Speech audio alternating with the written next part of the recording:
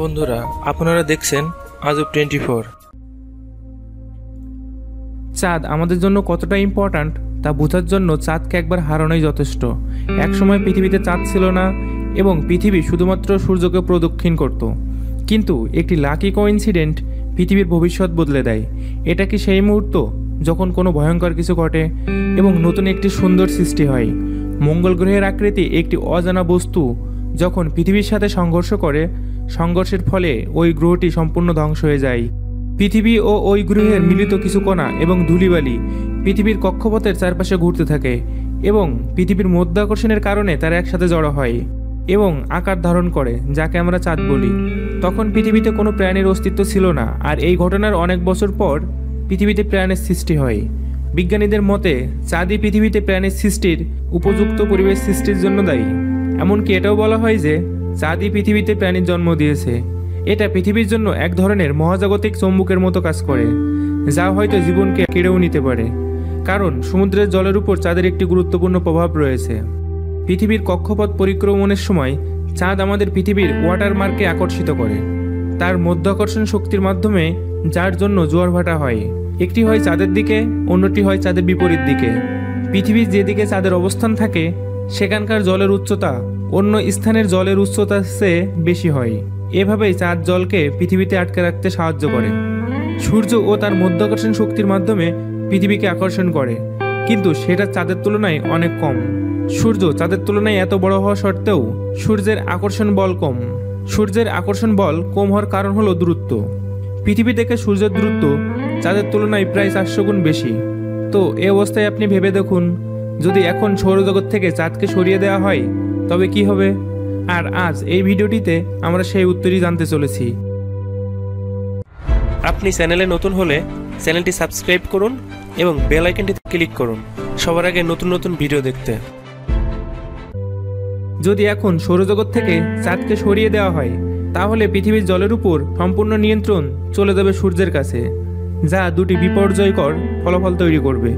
বিষয়টিকে আপনাদের জন্য সহজ করে বলি।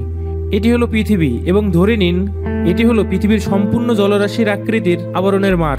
চাঁদের মধ্যাকর্ষণ বলের মাধ্যমে পৃথিবীর জলরাশিকে আকর্ষিত করে, যার ফলে সমুদ্রের জল মাকুর আকৃতি ধারণ করে, যার জন্যই পৃথিবী অনেকটা ডিমের আকৃতি মনে হয়।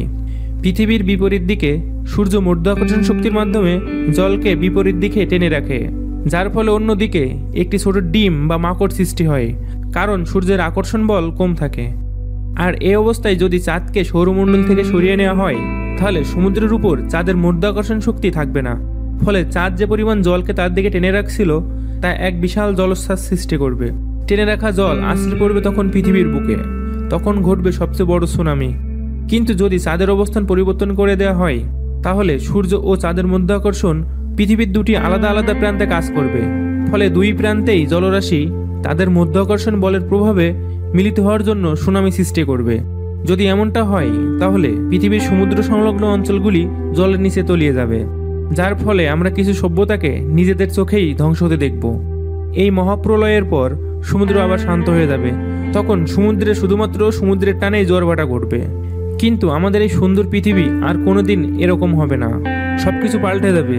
সমুদ্রের জলের এই অস্থিরতার জন্য পৃথিবীর গালস রিং সিস্টেম নষ্ট হয়ে যাবে, ফলে পৃথিবী সম্পূর্ণ আনপ্রেডিক্টেবল ক্লাইমেট বা অনিশ্চিত জলবায়ুতে পরিণত হতে থাকবে, যার ফলে অনেক প্রাণী ও উদ্ভিদের প্রজননে ক্ষতিগ্রস্ত হবে। কিন্তু ক্লাইমেট আরও বেশি ক্ষতিগ্রস্ত হবে পৃথিবীর শেষ পর্যন্ত। সমুদ্রের অস্থিরতার ফলে নুন আর গ্র্যাভিটি পৃথিবীকে নিজের কক্ষে স্থির রাখতে বাধা প্রদান করবে, যার ফলে প্রতি 2600 বছরে এই পৃথিবী 4 সাইকেলে রুটেড হতে থাকবে, অর্থাৎ পৃথিবী কেন্দ্রিক অবস্থান পরিবর্তন হতে থাকবে। বর্তমানে পৃথিবীর চাঁদ ও সূর্যের অভিকর্ষণ বলের প্রভাবে নিজের কক্ষে স্থির থাকে, ফলে পৃথিবী নিজে থেকে নড়াচড়া করতে পারে না।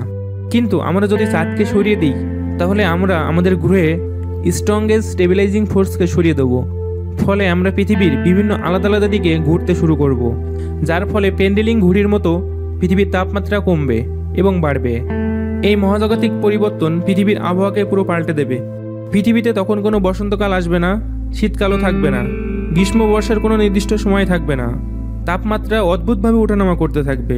রাতে 82 ডিগ্রি ফারেনহাইট তাপমাত্রা বাড়লে সকালে তা 50 ডিগ্রি ফারেনহাইটে পরিণত হবে, যেমনটা মঙ্গল গ্রহে হয়ে থাকে। কিন্তু আমাদের ক্ষেত্রে তা ঠিক কেমন হবে তা একমাত্র ঈশ্বরই বলতে পারেন। প্রায় সমস্ত মানবজাতি মৃত্যুবরণ করবে, কিন্তু কিছু কিছু মানুষ হয়তো বেঁচে যাবে, যা আমাদের সভ্যতার একমাত্র উদাহরণ হবে। কিছু কিছু দুর্বল মানুষেরা হয়তো অন্য গ্রহে চলে যাবে, কিন্তু যারা শক্তিশালী তারা আরও শক্তিশালী হবে এই পৃথিবীর সাথে মানিয়ে চলবার জন্য, যা একটি নতুন পৃথিবী সৃষ্টি করবে, যার কল্পনা আমরা করতে পারি না। আর এই আবহাওয়া পরিবর্তনের সাথে সাথে সমুদ্র ক্ষতিগ্রস্ত হবে, কারণ সমুদ্রের জলের সম্পূর্ণ খাদ্য শৃঙ্খলই চাঁদ নিয়ন্ত্রণ করে। ছোট ছোট প্রাণী বা মাছেরা চাঁদের আলোতে রাতে খাদ্যের সন্ধানের উপরেই বেঁচে আছে, আর বড় বড় প্রাণীরা ওই সকল ছোট ছোট প্রাণীদের খেয়ে বেঁচে রয়েছে।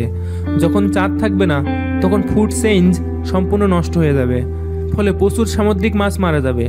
আর তাছাড়া সেই প্রাকৃতিক অবস্থায় কিছু অদ্ভুত অদ্ভুত প্রাণীর সৃষ্টি হবে। এসব কিছুই পৃথিবীর প্রাণীদের ইকোনমিক এবং লাইফস্টাইলকে ক্ষতিগ্রস্ত করবে। এখন সবথেকে ইম্পর্টেন্ট প্রশ্ন হলো, কিভাবে পৃথিবীর এই দৈত্যকার স্পেসক্রাফট বা আমাদের চাঁদকে ধ্বংস করা যায়। এটা খুব সহজ এবং সবচেয়ে রিয়েলিস্টিক উপায় হলো বিস্ফোরণ, যা আপনারা হলিউড মুভিতে অনেকবার দেখেছেন। আপনারা অবাক হতে পারেন এই তথ্যটি জেনে যে আমেরিকাও একবার ঠিক করেছিল চাঁদকে পারমাণবিক বিস্ফোরণের মাধ্যমে উড়িয়ে দেবে। যদি চাঁদকে বিস্ফোরণের মাধ্যমে ধ্বংস করা হয় তাহলে চাঁদ হাজার হাজার টুকরো পরিণত হবে এবং বিভিন্ন দিকে এই টুকরাগুলি ছুটতে থাকবে। যদি বিস্ফোরণ এতটাই পাওয়ারফুল হয় যে চাঁদের টুকরাগুলো ছায়ে পরিণত করবে, তাহলে নতুন এবং আনপ্রেডিক্টেবল প্ল্যানেট সৃষ্টি হবে, যা একটি ডিরেকশনে দ্রুত গতিতে ছুটতে থাকবে। কিন্তু যদি ওই নতুন গ্রহটি পৃথিবীর দিকে ঘুরে যায় তাহলে পৃথিবী ধ্বংস হবেই। কিন্তু আমরা সকলেই জানি যার সৃষ্টি হয়েছে তার বিনাশও হবে। তাই যদি প্রশ্ন করেন চাঁদ যেদিন ধ্বংস হবে নিজে থেকে, তখনই কি এরকমই ধ্বংসলীলা ঘটবে পৃথিবীর সাথে? উত্তরটা হলো না, এমন কিছুই ঘটবে না। কারণ পৃথিবী ততদিন অনেক উন্নত হয়ে যাবে। প্রযুক্তি এতটাই উন্নত হয়ে যাবে যে মানুষ শুধু যে চাঁদকে কন্ট্রোল করবে তাই না, সম্পূর্ণ সৌরজগৎকে কন্ট্রোল করতে পারবে। এমনকি নতুন নক্ষত্র তৈরি করতে সক্ষম হবে। হয়তো কোনোদিন মানুষ প্রয়োজনে চাঁদকে ধ্বংস করবে, কিংবা কোনো এলিয়েন সভ্যতা যদি তারা আমাদের থেকে আলাদা হয় তাহলে হয়তো চাঁদের ধ্বংসটা তাদের জন্য কোনো ব্যাপারই না। হয়তো এরকমই অলরেডি মঙ্গল গ্রহের সাথে ঘটেছে, যার কারণে মঙ্গল গ্রহে লাল দাগ দেখা যায়। হয়তো এসব নিয়ে অনেক আগেই এক্সপেরিমেন্ট হয়ে গেছে। বন্ধুরা, ভিডিওটি যদি আপনার ভালো লেগে থাকে তাহলে লাইক, কমেন্ট ও শেয়ার করতে ভুলবেন না। কমেন্ট বক্সে আপনাদের মতামত জানান। এমন আরও ভিডিও দেখতে চ্যানেলটি সাবস্ক্রাইব করুন এবং বেল আইকনটিতে প্রেস করুন। ধন্যবাদ।